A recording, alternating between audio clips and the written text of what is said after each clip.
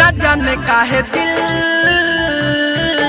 भइल बेईमान, न जाने काहे जान डोलता ईमान, न जाने काहे दिल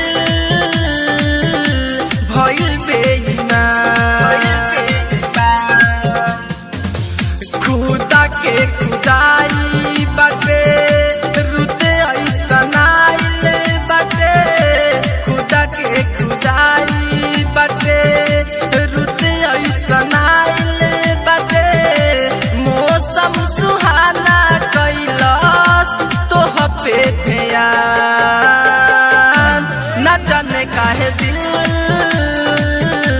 भइल बेईमान, न जाने काहे जान डोलता ईमान। संवरिया डिजिटल रिकॉर्डिंग स्टूडियो बरहिमा मोड़ गोपालगंज, बरहिमा मोड़ गोपालगंज, बरहिमा मोड़ गोपालगंज। बन के पवन आज उड़ता दे मन, बन के पवन आज उड़ता दे मन।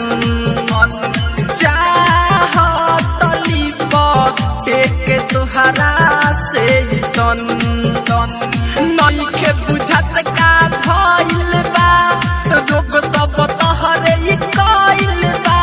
नइखे बुझत का भइल बा, रोग सब तोहरे कइल बा। तू बात सामने लागे उतरल बचान, उतरल बचान। न जाने काहे दिल भइल बेईमान, न जाने काहे जान डोलता ईमान।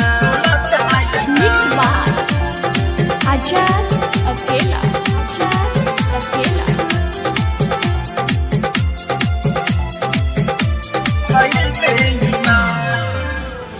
बोलाए जान मंतर मरलू कवन तू, बोलाए जान मंतर मरलू कवन तू। प्यार के नशा में आज डूबल ताबरू राई कर